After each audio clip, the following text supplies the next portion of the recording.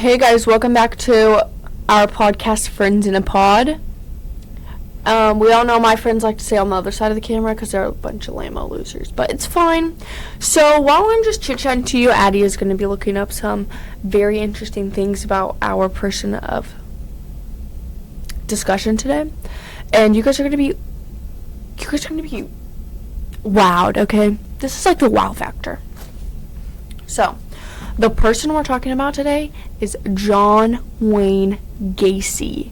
Now, if you guys don't know, he's a killer, okay? Is he dead? Yeah. Yeah, I thought so. He's dead now, but he was a killer.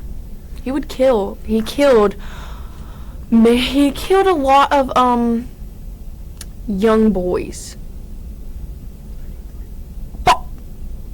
33 to be exact. 33 young boys. By this, well, I guess young men and teenagers, okay?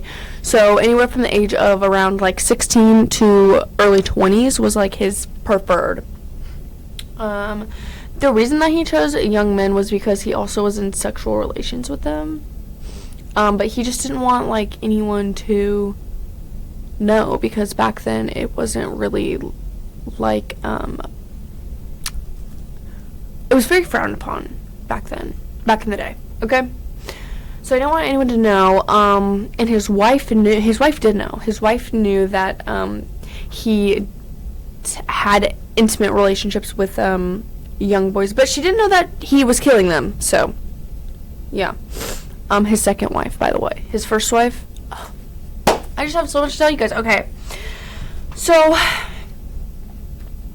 John Wayne Gacy's from, I don't know where he's from, but he lived most of his life in Chicago, Illinois.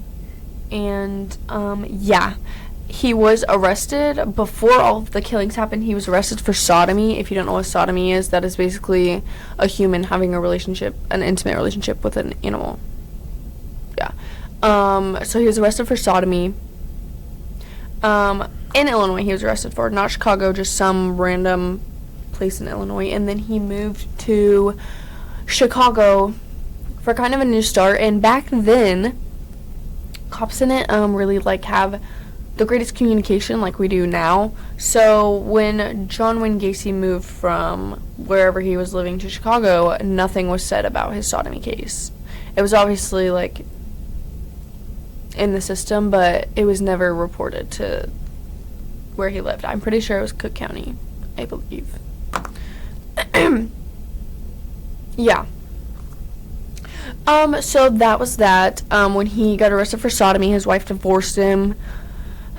I'm pretty sure he had like 2 kids, and he didn't really see them much, or maybe they were just her kids. I'm not sure. I don't know. Kids.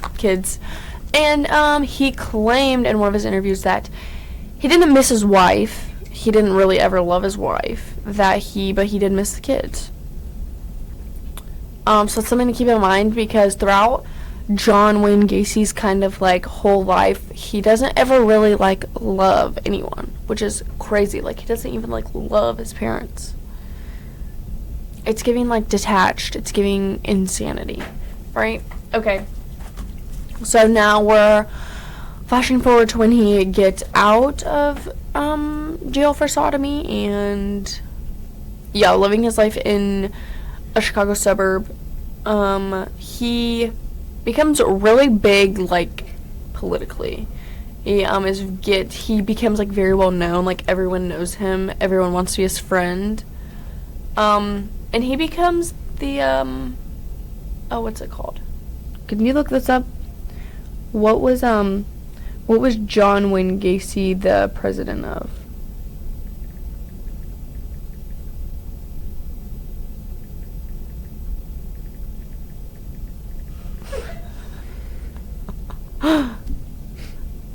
Hold on. Sorry, guys. It doesn't even say it. It's like the... I forgot what it was called. Okay. He was just really involved politically. Like, he was very big on the... So it's something Democrats. Basically, he was the president of it, and what that meant was, like, if someone needed, like, their lawn mowed, or their trash taken out, or help like carrying groceries or like their driveway shoveled, he would do it. Like, he was the man that went and did that, and he enjoyed like helping people and having people like rely on him. Okay.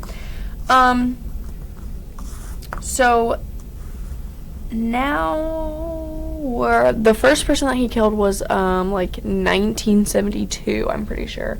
Back then, that was when there was a lot of people coming out and a lot of people not accepting. Did you see that? Oh, it's you. I was like, sorry guys. Anyway, there's a lot of like teenagers and young adults coming out and not getting accepted, so it was very common for runaways to be around. And John Wayne Gacy took advantage of that with his first killing. His first killing was 1972. Found a boy at a bus stop and said that he had marijuana, and that's how he got him in his car. And then so they went back to John Wayne Gacy's house and, you know, conducted an activity. And then after that, this is John Wayne Gacy's claim. A lot of the detectives didn't believe it, which who would believe this guy, because he's crazy. But he said that after they were done, the kid stayed over, slept on the couch because he was a runaway. He didn't have anywhere to go, and John said that he would take him back to the bus stop around noon. Yeah. And so John was sleeping in his bedroom. Mind you, his girlfriend doesn't live with him yet because they're not married. So they live separate, so he lives on his own. So the kid is in the living room on the couch, and John Wayne Gacy is in his room, and something scares him, like, awake. So he wakes up, and he, like, sits up, and he sees the kid with a knife in his doorway, and he claims that a kid attacked him, and they wrestled for a little bit, back and forth, both struggling, one trying to kill, and one trying to not die. And then, John claims that he got the knife out of the kid's hand, and so he stabbed the kid 3 times in the chest. Killed him. So then he was asked why he didn't call the cops after this, and John said that he was scared of how it would look, because there's a young male at his house, so yeah, he was scared of how it looked, so instead of calling the police or anything, he buried him in the crawl space of his house, and this is when all of it started. Boom, boom, boom. So yeah, John Wayne Gacy didn't kill for about 2 to 3 years after that, and then he started killing again, and again, and again, and again, and again, and again. Very crazy.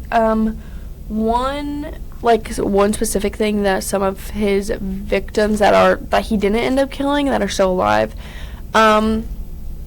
came out and said was that he would make them watch like inappropriate movies, and then like it was like all a test to him. They would have to, what is on my mouth? Anyway, they would Staying in. what is that? He would make them watch inappropriate movies, and he used this as a test. It was a test. I don't know what the outcome he was looking for or what was going to happen. I don't know. But this obviously made every sane person very uncomfortable. And that's how it was. So they all remember being forced to watch something they didn't want to watch, and then John would try to convince them to get with him inappropriately, and they didn't want to. Some of them were too scared to even speak, like crying, shaking, scared, and some of them were just like, no, I'm not gonna do that, which made John very upset. John also claimed to interviewers that he wasn't a homosexual because being homosexual is being in love with the same gender. And he wasn't heterosexual because heterosexual is being in love with the opposite gender. He claims that he was never in love ever. He never loved anyone. So this is where he said that he was bisexual because, and I quote in his words, bisexual is just sleeping with everyone. There's no love involved. So that's what he thinks, I guess. So yeah, who knows? Who knows? Crazy guy. Anyway, that's a little bit of his crazy backstory. So when the police found out this guy was probably crazy, this was like, I don't know what year, but they started getting an inkling like it was him because he owned his own business. He like fixed things up. What is that called? A contractor? I think so. I don't know what it's called, but we're gonna call it that. So he was like a contractor, like he'd paint and like fix things up and like build stuff, and he kind of did all the above. And he walked into Nissan Pharmacy, which was sort of like a drugstore. And so he walked in there, did his thing, walked out. One of the workers told his other worker that he was going to go out and talk to him about a job, and he was never seen again. So that's kind of the whole start of all of this, was when that kid went missing.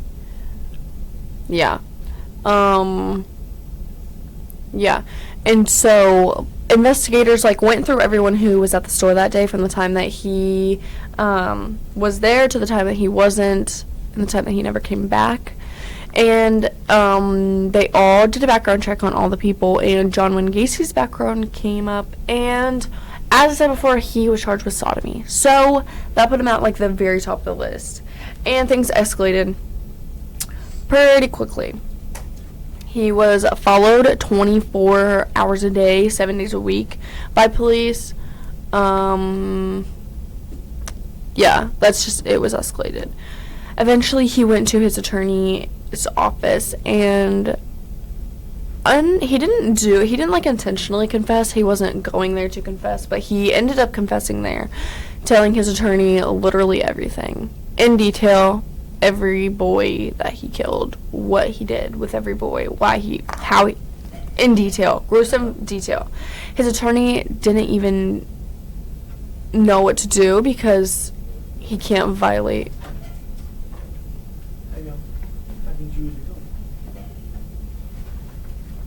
Thanks for interrupting our podcast. Yeah, I'm in the middle of something here. You want to say hi? Hi. No, Go in the come over here, like beside me. I don't have my makeup on. It's fine. So this is Mr. Sizer. Everyone, say hello. Where do I stand? Right In here. front of the camera, Right here. actually. Oh, okay. Hey, what's up? Okay, you might have to bend down and say hi.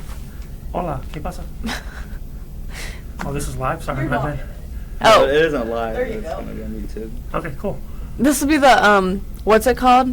Thumbnail. The thumbnail. Put a thumbs up. You're still not in it. Oh, There you go.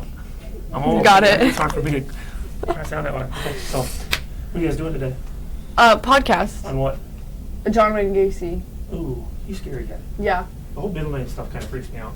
Like when they talk about serial killers and all that. Nah. You don't like using their middle name? It's kind of weird. They only use it for like killers and like, or unless someone gets in trouble. You know, That's true. Ray, or what is it? What is Levon. it? What I can't remember. Addison Levon Sites. Yeah, well, okay, that's close. What's yours? You're not close. Robert. Alex Robert McGraw. I heard that a lot. Raquel. Yeah. Raquel. You guys have a good day. Thanks. ya. I was so rudely interrupted, but I was saying, I don't know what I was saying, actually. Restart the app stuff. Oh, I do know. So, yeah, he went to his attorney and basically confessed everything. But his confess wasn't intentional. He wasn't going there to confess. And after he confessed, he ended up falling asleep all night. Like, literally from the night to the next morning, he was asleep. His attorney obviously can't go and tell the police this because, Trying to defend him. 1, he was getting paid, 2, he was a defense attorney, and 3, he could lose his license for doing that because he's a defense attorney and his client is John Wayne Gacy. So he couldn't tell them exactly, but he did tell the police that were following John Wayne Gacy, which were outside of his office. He went down there and he told them, you can't let this guy go. Like, if he tries to leave, you have to shoot his tires out. Like, don't let him leave. So he did try, but he just couldn't say anything. So then after that was when John Wayne Gacy kind of panicked. He realized, like, it was almost the end for him. And the only way that the police that were following him could arrest him was if he, he had to slip up in front of them for them to arrest him. So the first thing John Wayne Gacy did was go, like, a 70 and a 35, and the police didn't pull him over or arrest him for that because that could come back and look like harassment on them. So they just forgot about that and then waited it out. And then John Wayne Gacy pulled up to a gas station and gave this kid a handful of weed, and he said, I have the cops following me, I can't be seen with this. And they saw him hand it to him, and that's what they clocked him for. So that's how they got him to jail. And so yeah, he's in jail. So detectives did they first did a search of his house. The first search that they had, they were specifically looking for a small Motorola TV that belonged to a kid named Robert Peace, I believe. I think it was his. Which John took, I believe. Could be a different kid, but I'm pretty sure it's that kid. Yeah, so that's what they were looking for in John Wayne Gacy's house. And their excuse was that they had to use the bathroom. So one detective used the bathroom, and the other detective was to distract John. So while the detective who was snooping, was looking, he couldn't find the TV, so he went to the bathroom to flush the toilet to make it look like he went to the bathroom. And while he flushed the toilet, the furnace kicked on, and he smelled decomposing flesh. Ew! So yeah, that's how they knew that they had to get another search warrant to search the vent, wherever the vent thing was at. I don't know what it's called. Furnace? Yeah, the furnace. They needed to search the house to find out what the smell was. The detective was not old, but he did the job for a long time, so he knew what decomposing flesh smelled like, and he said that was exactly the smell. So yeah.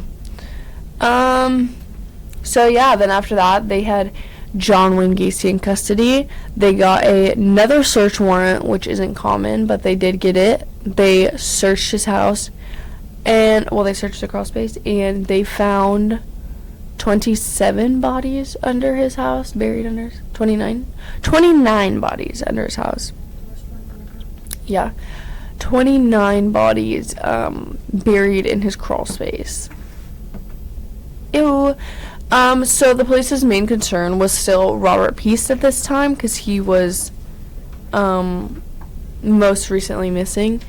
So once they found all that, they told Gacy what they found. Gacy kind of already knew, so he kind of told them about everything, how he killed all them, what he did. He went into detail, whatever. And then, so the police asked him about Robert Peace, and his response was he's not buried and he's not above ground. So yeah, so then basically they found the rest. There was how many bodies in total? 33. 33 bodies in total. 29 were buried under his house. So the rest that weren't buried under his house were in the river. And, yeah.